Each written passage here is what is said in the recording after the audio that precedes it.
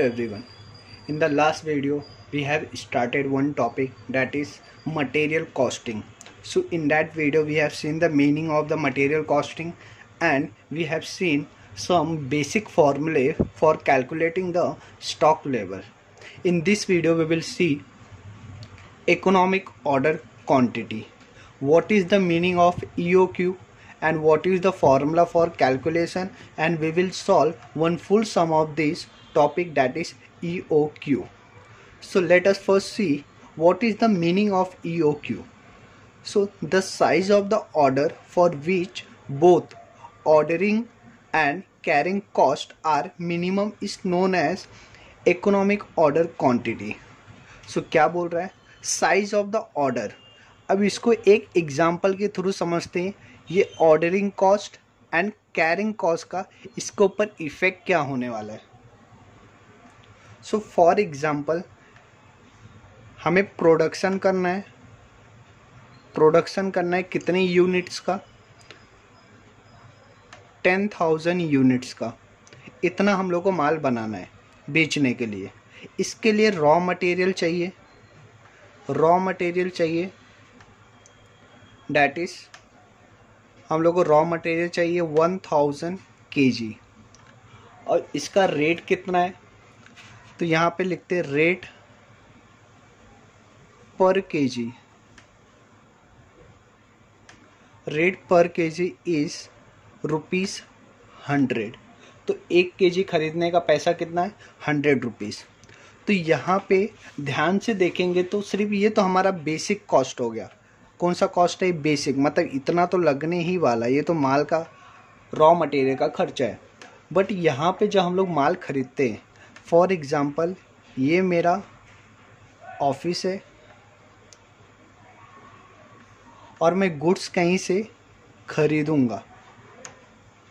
सो ये गुड्स मैं क्या 1-2 खरीदने वाला हूँ, नहीं.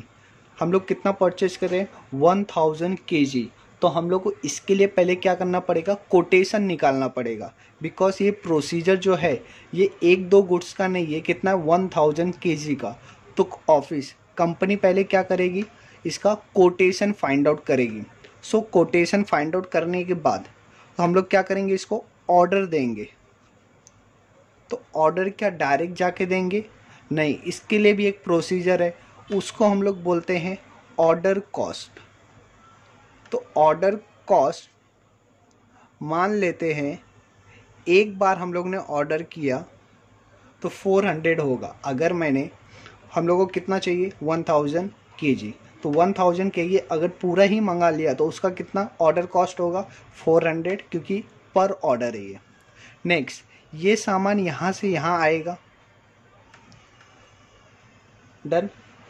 अगर मैं 1000 kg को एक साथ लेके आता हूँ तो मुझे ऑर्डर कॉस्ट कितना खर्चा होएगा, 400. ऑर्डर कॉस्ट कितना खर्चा होएगा, 400. बट अगर मैं 1000 को पार्ट्स में लेके आता हूँ इंस्टॉलमेंट में, जैसे 500 एक ऑर्डर में एंड 500 एक ऑर्डर में, तो यहाँ पे भी 400 लगेगा, यहाँ पे भी 400 लगेगा. सो कौन सा तरीका अच्छा रहेगा, तो सर यहाँ पे तरीका क्या अच्छा रहेगा, 1000 kg डायरेक्ट हम लोग ऑर्डर दे दे तो हमारा 400 ही खर्चा होगा. इससे क्या होगा, 400 का सेविंग हो जाएगा और सिर्फ 400 का ही ऑर्डर कॉस्ट लगेगा. बट एक खर्चा यहाँ पे और रहता है. ये 1000 kg अगर मैंने मंगा लिया बट मेरे ऑफिस का कैपेसिटी सिर्फ है 700 kg का, तो ये जो 300 kg बच गया, इसके लिए कहीं ना कहीं मुझे एक और स्टोर रूम खरीदना पड़ेगा. तो ये तो उसके लिए भी खर्चा लगेगा. ये स्टोर रूम का कैपेसिटी रहेगा 700 kg, बट मैं इसमें रख रहा हूँ कितना, 300. तो खर्चा तो पूरा देना पड़ेगा मुझे.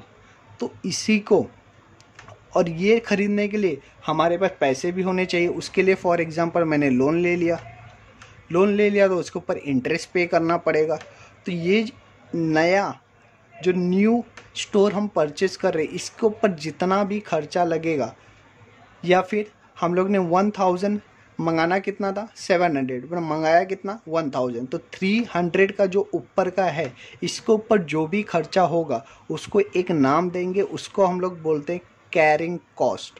अभी कैरिंग कॉस्ट क्या होता है, कैरिंग कॉस्ट मतलब जो ऊपर है मीन्स कैपेसिटी से ज़्यादा जो माल मंगाया हमने उसके ऊपर जो खर्चा हो रहा है, ये क्या क्या हो सकता है? पहला, रेंट हो सकता है। दूसरा, ये गुड्स को मेंटेन करने के लिए मुझे और एक पर्सन अपॉइंटमेंट करेगा, तो मेंटेनेंस का खर्चा हो सकता है। एंड थर्ड वन, यहाँ पे क्या हो सकता है? Store staff. यहाँ पे एक स्टाफ भी रखना पड़ेगा गुड्स को देखने के लिए। तो ये एक्स्ट्रा खर्चा जितना भी होगा उसको हम लोग क्या बोल देंगे? Carrying cost. मतलब ये गुड्स को जहाँ जहाँ हम लेके जाएंगे, कैरिंग करेंगे, उसका कॉस्ट कितना लगेगा। तो यहाँ पे दो कॉस्ट है, एक है ऑर्डर कॉस्ट, एक है कैरिंग कॉस्ट। तो यहाँ पे जो बेसिक कॉस्ट है, बेसिक कॉस्ट, इसका रिलेशनशिप ऑर्डर कॉस्ट के साथ कैसा है? तो यहाँ पे इनवर्स रिलेशनशिप है। इनवर्स मतलब अपोजिट। अगर अपना बेसिक कॉस्ट बढ़ेगा तो ऑर्डर कॉस्ट कम हो जाएगा। कैसे सर? फॉर एग्जांपल 1000 मैंने एक साथ मंगा लिया, तो 1000 kg इंटू 100 कितना होगा? 1 लाख। इसमें मैं ऐड कर दूंगा अपना ऑर्डर कॉस्ट 400। तो यहाँ पे देखेंगे जब ये कॉस्ट है तो कितना हो जाएगा? 1,04,000। तो अब हम लोग क्या करते हैं, इसको इंस्टॉलमेंट में मंगाते हैं 100। तो ये कितना हो जाएगा? फिर इसको एक इंस्टॉलमेंट में। बट इस बार मेरा ऑर्डर कितना लगेगा? क्योंकि मैंने 2 ऑर्डर किया था, एक ये एक दूसरा, तो इस बार ये 800 हो जाएगा।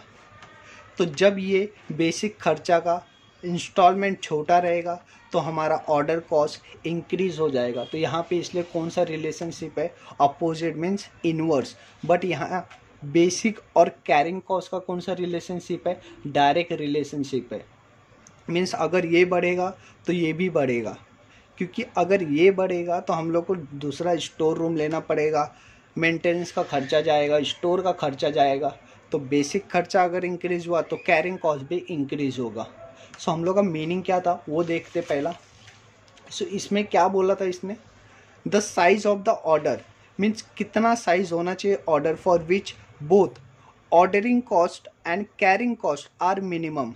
मीन्स कितने का ऑर्डर करे कि यहाँ पे order cost plus carrying cost ये क्या होना चाहिए? मिनिमम, कम से कम खर्चा होना चाहिए। उसी को हम लोग क्या बोलते हैं? Economic order quantity. Economic order quantity क्या होता है? वो पॉइंट जहाँ पे ऑर्डरिंग कॉस्ट और कैरिंग कॉस्ट दोनों कितना होना चाहिए? मिनिमम होना चाहिए, कम से कम खर्चा होना चाहिए। तो इसको फाइंड आउट करने के लिए एक अदब इम्पॉर्टेंट फार्मूला है जो आप लोग को ईजिली समझ जाएगा। सो गाइज, फार्मूला क्या है? इकोनॉमिक ऑर्डर क्वांटिटी कैलकुलेट करना है। So √2 into A into O divide by C. तो यहाँ पे ए क्या है, ओ क्या है, सी क्या है वो देखते हैं। ए यहाँ पे क्या है? Annual uses unit. एनुअल मतलब पूरे साल में आपको कितने यूनिट की ज़रूरत है, वो पहला ये सब दिया हुआ रहेगा। O means ordering cost per order, एक ऑर्डर करने का खर्चा कितना रहेगा, वो हमारा क्या हो जाएगा? O. C means annual carrying cost of 1 unit, एक यूनिट परचेज करने का, एक 1 पर यूनिट, एक यूनिट परचेज करने का कितना कॉस्ट होगा वो पहला फाइंड आउट करेंगे। उसी से हम लोग क्या करेंगे? डिवाइड करेंगे। डन। यहाँ पे क्या चाहिए हम लोग को? एक यूनिट का चाहिए, पूरे यूनिट का नहीं चाहिए। डन। तो सी फाइंड आउट करने का फॉर्मूला क्या बन गया? Cost per unit, that is CPU, cost per unit into carrying cost percentage. ये परसेंटेज आपको दिया रहेगा। डन। ये तीनों अगर हम लोग को मिल गया, सेम कैलसी पे करना है, 2 into A into O divide by C करेंगे, उसका रूट निकालेंगे, हम लोग को क्या मिल जाएगा? Economic order quantity. नेक्स्ट आपको सब में एक चीज़ और पूछता है, वो नंबर ऑफ ऑर्डर, कितने ऑर्डर में कितना ऑर्डर उसके लिए देना पड़ेगा। तो वो फाइंड आउट करने के लिए एकदम simple formula, annual consumption divide by economic order quantity, EOQ। EOQ क्या रहेगा? ये जो हम लोग ने फाइंड आउट किया है। एनुअल कंजम्पशन क्या रहेगा? ये जो हम लोग को ए गिवन रहेगा। डन। तो आप लोगों को ये फॉर्मूला एकदम ईजी है, इसके ऊपर एक सम सॉल्व करते हैं सो डैट और अच्छे से समझ जाएगा। सो गाइस स्टार्ट करते हैं। A manufacturer buy certain essential spare from outside supplier at ₹40 per set. तो एक सेट का पैसा कितना है? 40 rupees. Total annual requirement means साल में उसको कितने सेट लगते हैं? 45,000। तो ये हमारा क्या बन जाएगा? ए बन जाएगा। A means annual requirement. The annual cost of investment in inventory is 10% and cost like rent, stationery, insurance, taxes etcetera per unit per year work out to be ₹1। Cost of placing an order is ₹5। तो ordering cost, एक order करने का खर्चा कितना है? 5 रुपया। तो ये क्या बन जाएगा? ओ। सो यहाँ पे सबसे इम्पॉर्टेंट जो है वो आप लोगों को क्या फाइंड आउट करना है? सी, दैट इज कैरिंग कॉस्ट। तो कैरिंग कॉस्ट कैसा आएगा वो देखिए। सो क्या बोला यहाँ पे? The annual cost of investment in inventory is 10%। तो हम लोग जो एनुअल कॉस्ट मतलब साल का खर्चा इन्वेस्ट कर रहे हैं इन्वेंट्री में इस 10%। तो ये 10% हम लोग किसका फाइंड आउट करेंगे? अब भी हम लोग ने देखा था किसके ऊपर मारेंगे? पर यूनिट, एक यूनिट का जो खर्चा रहेगा उसका 10% फाइंड आउट करेंगे। सो यहाँ पे C is equal to that is carrying cost 40 × 10%। तो कितना आ जाएगा ये? 4 रुपीज़। बट आगे और भी बोला था and cost like rent, stationery, insurance, taxes etcetera per unit per year work out to be ₹1। तो यहाँ पे कैरिंग कॉस्ट दो है। पहला इन्वेस्टमेंट का बात कर रहे हैं, दूसरा जो आपका खर्चा लगेगा जब आप नया स्टोर रूम या वेयर हाउस लोगे गुड्स के लिए, तो उसका कैरिंग कॉस्ट जो लगेगा, जैसे रेंट हो गया, stationery means paper work, insurance भी कराएंगे उसका, टैक्सेस भरना पड़ेगा। तो सब मिला के एक यूनिट का खर्चा कितना लगेगा? 1 रुपया लगेगा। तो यहाँ पे टोटल कैरिंग कॉस्ट कितना हो गया? ये 4 रुपीज़ तो हमारा इन्वेस्टमेंट होने वाला है, 1 रुपया तो हमारा ये रेंट, ये सब मिला के 1 रुपया हो गया। तो टोटल कितना हो गया? 5 रुपये। ये किसका है? पर यूनिट का है। हम लोग को पर यूनिट ही चाहिए था, समझा? तो हमें ए भी मिल गया, ओ भी मिल गया, सी भी मिल गया। पूछा क्या? Calculate the EOQ, economic order quantity. Second one, number of order to be place. तो कितने ऑर्डर प्लेस करेंगे? तो एकदम ईजिली सॉल्व करते हैं इसको। सो यहाँ पे मैंने आपके लिए गिवन पार्ट लिख दिया है, that is annual uses in sets 45,000। ये क्या बन जाएगा? ए बन जाएगा, मतलब साल में हमें इतने माल का ज़रूरत पड़ेगा प्रोडक्शन के लिए। ओ क्या रहेगा? ऑर्डरिंग कॉस्ट पर ऑर्डर, एक ऑर्डर करने के लिए 5 रुपये लगेंगे। सी क्या रहेगा? कैरिंग कॉस्ट पर यूनिट, एक यूनिट का कितना लगेगा? 5 रुपया, जो हमने अब भी कैलकुलेशन इसका देखा।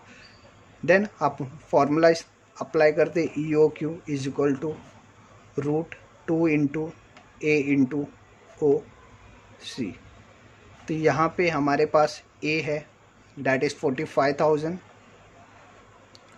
ये हमारे पास O है, डैट इज़ 5 डिवाइड बाय 5। तो यहाँ पे कैलकुलेट करेंगे तो ये 5 कैंसिल हो जाएगा। ये कितना हो जाएगा? 90,000। कितना हो जाएगा? 90,000 45 टू जा, इसका हम लोग रूट निकाल लेंगे तो कितना आ जाएगा? 300 यूनिट्स। समझा? ये हम लोग को क्या मिल गया? EOQ। एक चीज़ और पूछा था उसने, number of order to be place. ये कैसे फाइंड आउट होगा? एकदम सिंपल फॉर्मूला है इसके लिए। So second, number of order, इसके लिए फॉर्मूला क्या था? याद करिए, एनुअल डिमांड